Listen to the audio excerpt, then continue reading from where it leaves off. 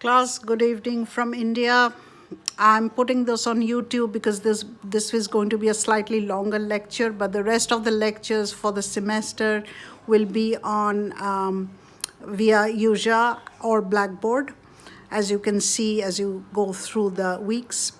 I'm here because there are not enough planes to go back. Possibly in a month or couple of months, I'll be going back to Albuquerque.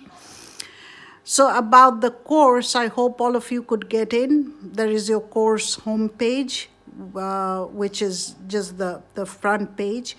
And after that, you have the coursework, which is the most important. And there, if you click on the drop-down arrow, you will see the content area. And click on that, and you will have access to the syllabus, to my lectures, to each week's module. They'll open up as the weeks come. And if there is a problem, you can always send me an instant message or an email within the course. That's easier for me because I'll then know which course you're in, because I'm teaching 5 courses, and if you send via my CNM, I wouldn't know which course you're in. So it will be easier for me. You can either send me an instant message or an email within the course. Now, for each module, you'll see about 4 or 5 submodules under each heading. The first thing that you'll see are the learning objectives, the agenda for the week, and the synopsis. In the second module, you will see the PowerPoints and the articles. With each article, you will see a PowerPoint corresponding to each article. And the third thing you'll see are my lectures. They're both on via Blackboard, which are slightly difficult to hear. So I've also put on the Yuja, which is the Brightspace technology for uploading lectures. All of them are there in third one, and the fourth and last one are your assignments. So 2 assignments are due each week, Sunday by midnight. The first one is your short multiple choice quiz, 30 points, and it will be graded automatically by responders. And the second thing, which is very exciting for me, are your discussion thread. So you have to subscribe to discussion topic, and then you will have access to the thread. Remember, always click reply, which is at the top of the thread, and respond to the thread. Do not start a new thread. And then the last thing that you have to do also has to do with discussion. You have to respond to 2 of your peer comments. And please read what I said in the syllabus about the peer comments. I reserve the right not to give you credit for a comment like I like it, I agree with you, and so forth. It has to be either evaluative or reflective or critical. I agree with you because so forth. So that is more or less the layout of the course. As the weeks go by, each module is going to open up, and you will have access to the previous module because they're not going to close. You will have access to all the articles and everything. And within the modules, of course, as I said, there are about 4 submodules. Apart from the lectures in the third submodule, you'll also find videos in some weeks, not all weeks. So for the first week, you have 3 readings. Aristotle, who is a foundational philosopher in both philosophy and political science, economics, and so forth. Then you have Mary Wollstonecraft, and you have Simone de Beauvoir. Aristotle divided space into the public and the private. The public is the space of free discussion, political discussion. Who has access to the public? Men, aristocratic male, free men who are rational according to Aristotle.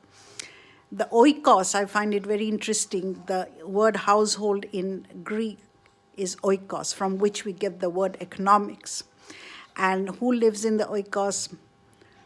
The master, the rational master who is in control.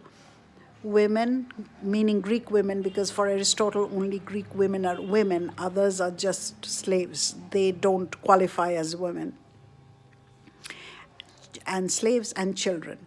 Now, the oikos, or the household, is arranged very hierarchically. The rational male is at the top, then the Greek women, and then the slaves. Why so? Of course, he has an argument. Aristotle has an argument for everything. The male is the rational person, so he can manage and control. The Greek woman has confused rationality. Because she's Greek, she has some rationality, but it's confused. So she needs the direction of the Greek male, the husband. Why is she needed? For the propagation of the Greek species. So this is clearly what we call nowadays eugenics. Then the slaves. And the slaves are at the bottom because, according to Aristotle, they have no rationality at all. What's very interesting is within the Greek society, there is a difference between genders. Males, Greek aristocratic males have rationality. Greek women do not have rationality. With the slaves, there is no gender hierarchy because no one has rationality.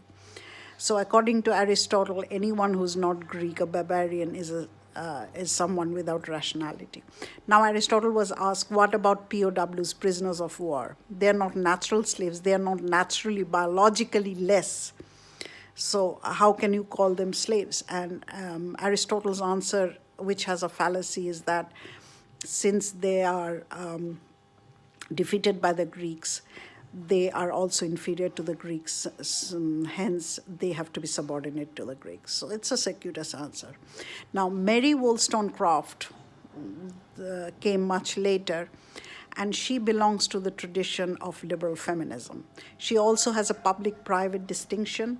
The public is now expanded. It includes not only the polis or the political state, but it also includes what we call the market. Because remember, the household is no longer the market. We don't produce all those things that in Aristotle times were produced in the household. So, according to Wollstonecraft, women's subordination is not natural. That is the central difference between Aristotle. It's all biological and natural, so it's no one's fault. In fact, Aristotle will tell you it's for the good of women and slaves that they're subordinate because they cannot be free. They wouldn't know what to do with their freedom, so they'd be insecure. So it's better they're guided by someone. And with Wollstonecraft, she says, no, women's subordination is not natural. It's political, social. So what is her solution to this? Give women the political access to politics, or give them the right to vote. This is typical liberalism. Then give them education and make them part of the wage labor market. It's not that middle-class women didn't work in Elizabeth's time. They did some domestic work. Of course, they had maids and stuff, but make them part of the wage labor of the market, where labor gets returned, which is only possible in the market. So for Mary Wollstonecraft, the most important thing for women is her access to the public. But she doesn't do away with the public and the private. And for Simone de Beauvoir, she starts by asking who is a woman, maybe one who has femininity. And then she herself says that the only way we can say who a woman is she's the other, not just other of feudal culture or agricultural culture or this or that culture. She's the other of culture. So Simone de Beauvoir is kind of contradicting herself. On the one hand, she says that women's oppression is cultural, but she makes it universal. And then she says, there's a sentence in the article that you guys have, that women's oppression ultimately stems from men's biological need for reproduction and sexuality. So she's kind of flip-flopping between the two. And this other of culture, as I explained in some of my lectures that you'll go to, you'll see that she takes it from Levi Strauss, who said human beings stepped from nature to culture when they started exchanging women. And he showed how the exchange of women on marriage came into existence. So these are the three authors. And for Aristotle, remember, everything is biological, so the hierarchy is natural. There is no way you can change the hierarchy between Greek aristocratic males and Greek women and slaves. He propagated a sort of eugenics, racial eugenics. The races have to be separated, and it's all natural. Greeks are superior. Then for Mary Wollstonecraft, it's socio-biological. more social. So women must have access to the market, wage labor, politics, right to vote, and also education.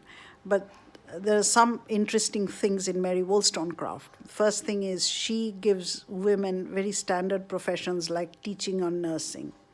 She wouldn't probably recommend women going into the army and so forth, the traditional masculine job.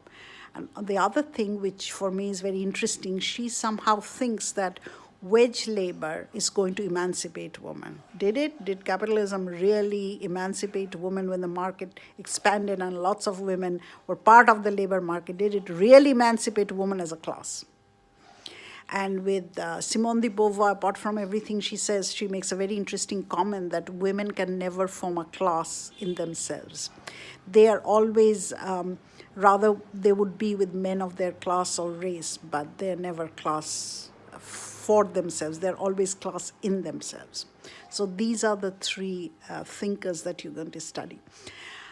I am not going to give these YouTube lectures every week, but because this is the first week, I thought that it's best that I give a longer lecture, which is not possible via either the UJA or Blackboard is gone now, and that is why I am introducing you to this whole thing. It's a very exciting course, and remember, all your assignments are due Sunday at 11:59. Of course, I'm going to remind you for the first couple of weeks. And if there is any technological problem, of course, I'll give you an extension, but you have to let me know earlier if possible. Things happen, and so we can discuss this and we can see what other ways you can upload your answers, you can finish your assignments, and so forth. So this is more or less the overview of your first week and the layout of the course. Remember to always send me either messages or emails from within the course, and that will reach me sooner, and I'll know which course you're talking about. All right, so good luck, and I'm looking forward to working with all of you.